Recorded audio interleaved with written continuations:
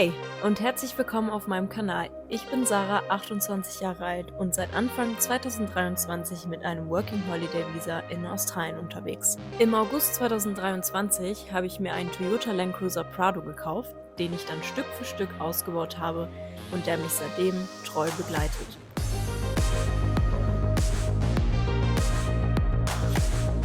Aktuell befinde ich mich auf Tasmanien und bin dabei, meine 6 Monate Farmwork abzuarbeiten. Bleib sehr gerne dabei und folge mir bei meinem Abenteuer.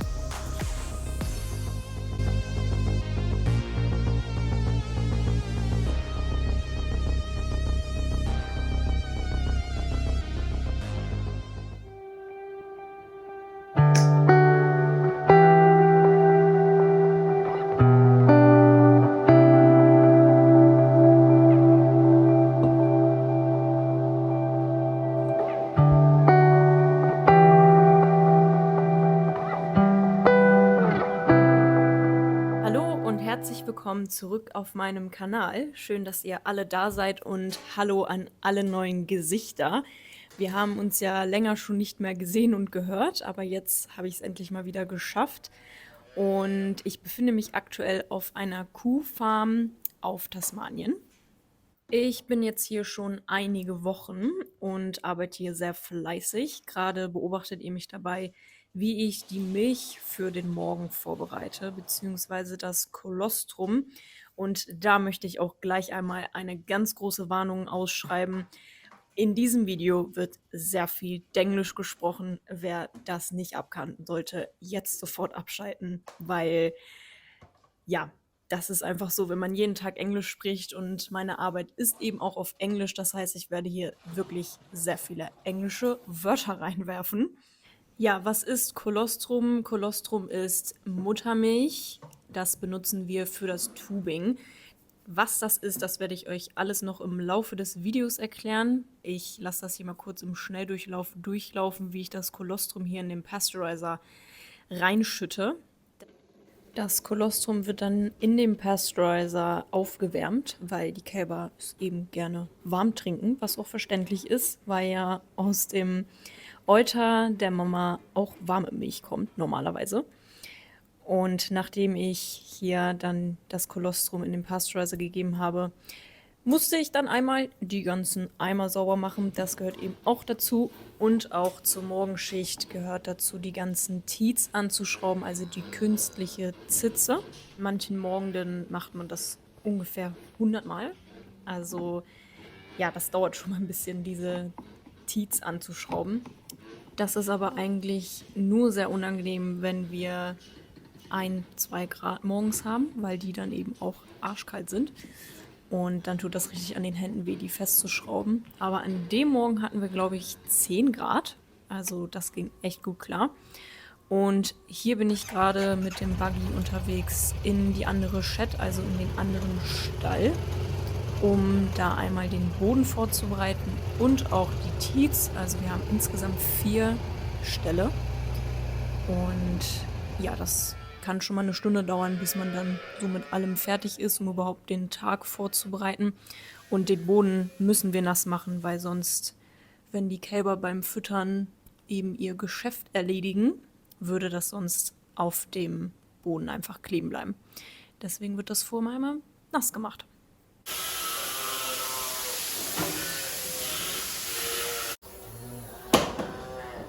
Dann habe ich mir das Kolostrum einmal wieder in die Eimer zurückgefüllt, weil das ungefähr auf 30 Grad sich aufgewärmt hatte in der Zeit, wo ich alles andere gemacht habe.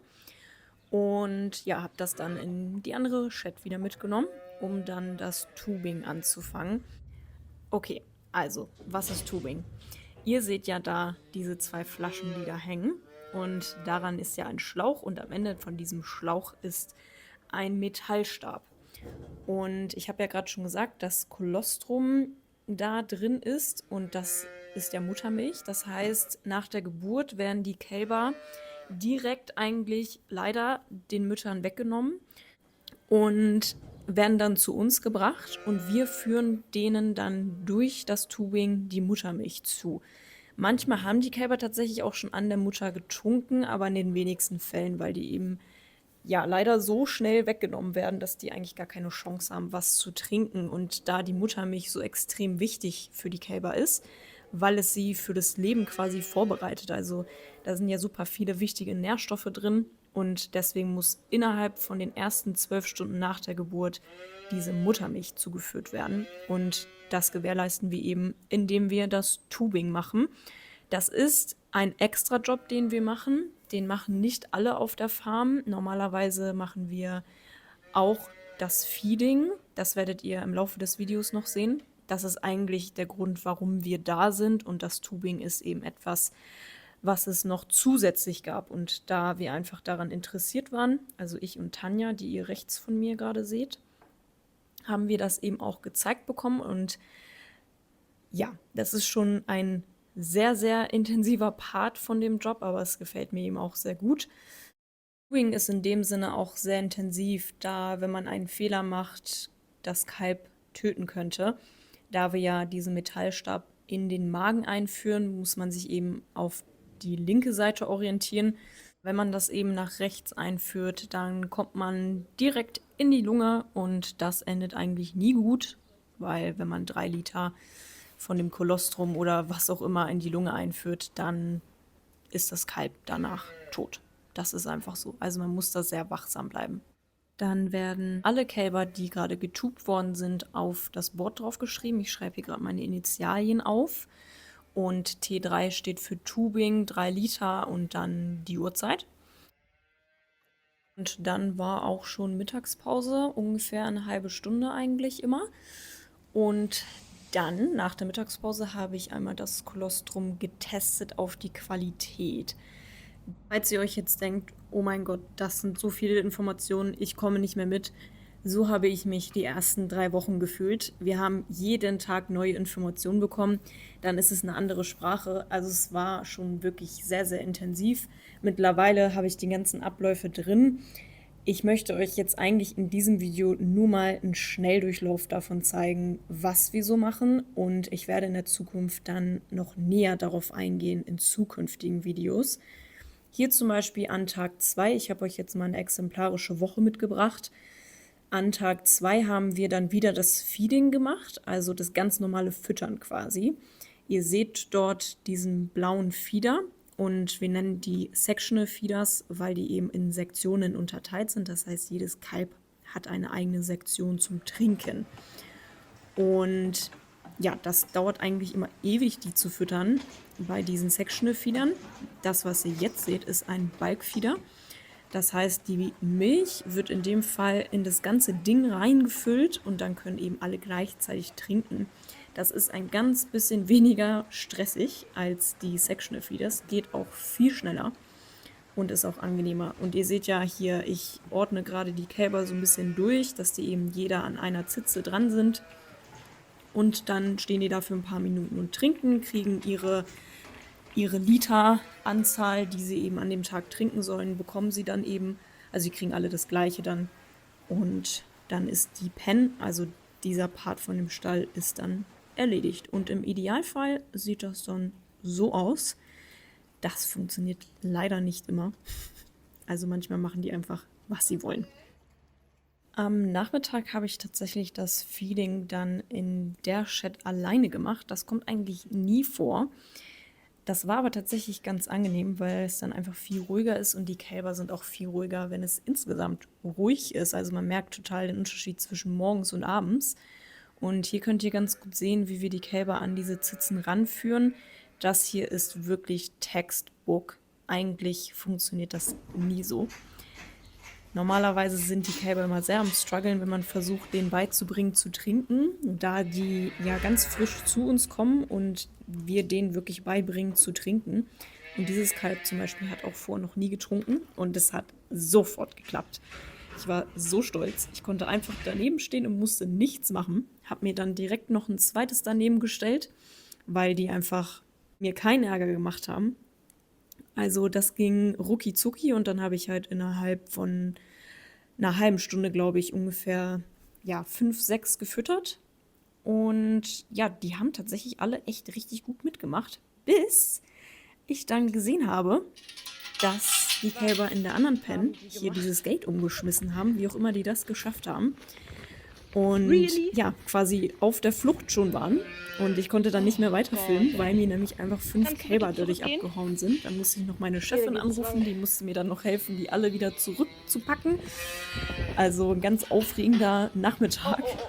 Als dann das Feeding vorbei war, habe ich dann hier noch das Grain aufgefüllt, also das normale Futter. Das wird eben auch jeden Tag einmal aufgefrischt und man wird da einfach nicht in Ruhe gelassen. Also die sind dann super aufgeregt, weil eben ein paar Stunden keiner mehr da war. Bei morgens ist eigentlich immer das große Füttern und nachmittags nur Top-Ups, also die, die eigentlich nicht getrunken haben oder die neu dazugekommen sind. Und dann sind die natürlich total aufgeregt und schlecken einen von oben bis unten ab und lassen einen nicht in Ruhe, wie man hier sehen kann.